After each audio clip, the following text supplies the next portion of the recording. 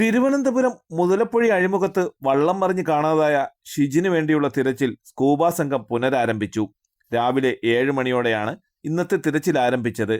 അപകടം നടന്ന അഴിമുഖം കേന്ദ്രീകരിച്ചാണ് 5 അംഗ വിദഗ്ധ സംഘത്തിന്റെ നേതൃത്വത്തിൽ പരിശോധനകൾ നടക്കുന്നത്.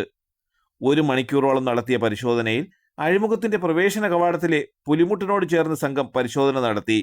പുലിമുട്ടുകളിലെ വിടവുകളിൽ സംഘം പരിശോധന നടത്തിയെങ്കിലും യാതൊന്നും കണ്ടെത്താനായില്ല. പുലിമുട്ടിന്റെ നീളം വർദ്ധിപ്പിച്ച ഭാഗത്താണ് ഇനി തിരച്ചിൽ നടത്താനുള്ളത്.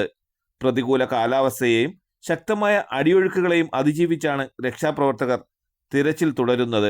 2 സെക്ഷനായിട്ടാണ് സെർച്ച് ചെയ്തത്. ആദ്യം 1 അരമണിക്കൂർ, പിന്നെ 1 മണിക്കൂറായിട്ട് 2 സെക്ഷനായിട്ടാണ് സെർച്ച് ചെയ്തത്. നമ്മൾ ആദ്യം ആ പറഞ്ഞ ഏരിയ മൗത്തിന്റെ അകത്ത് ഭാഗത്താണ് മൊത്തം സെർച്ച് ചെയ്തത്. അവിടെ പാറ ഇടക്ക് സർഫസ് എല്ലാം നമ്മൾ സെർച്ച് ചെയ്ത് അവിടെ അങ്ങ് എന്തായാലും ബോഡി നമ്മൾ സെർച്ച് ചെയ്ത ഭാഗത്ത് എന്തായാലും ഇല്ല. പിന്നെ നമുക്ക് മൗത്ത് ഭാഗത്തോട്ടാണ് പോകേണ്ടത്. അവിടെ എന്തായാലും നമുക്കിപ്പം തൽക്കാലത്തേക്ക് പോകാനുള്ള കണ്ടീഷനിലല്ല. നല്ല റഫാണ്, സീ നല്ല റഫാണ്.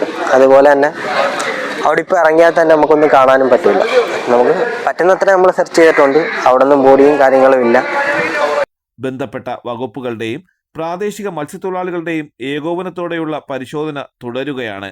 നേവിയുടെ സഹായം കൂടി സർക്കാർ തേടിയിട്ടുണ്ട്.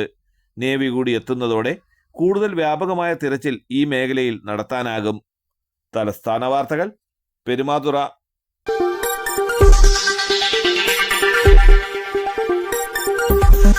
ഈ വാർത്തകൾ നിങ്ങൾക്കായി അവതരിപ്പിച്ചത്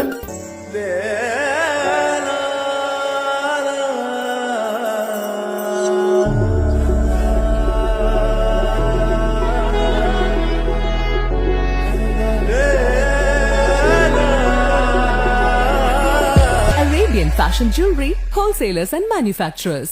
ആറ്റിങ്ങൽ, പോത്തൻകോട്, ആലങ്കോട്, തൃശൂർ, ദുബായ്. അതിരുകളില്ലാത്ത ആത്മബന്ധം. നിങ്ങളുടെ സ്വപ്ന ഭവനങ്ങൾക്ക് ചാരുത പകരാൻ അന്താരാഷ്ട്ര നിലവാരത്തിലുള്ള LED ലൈറ്റുകളുടെയും ബ്രാൻഡഡ് ഇലക്ട്രിക്കൽ, പ്ലംബിംഗ്, സാനിറ്ററി ഫിറ്റിംഗ്സുകളുടെയും വമ്പൻ ശ്രേണി ഒരുക്കി CS ഏജൻസീസ് ആൻഡ് ഇലക്ട്രിക്കൽസ്.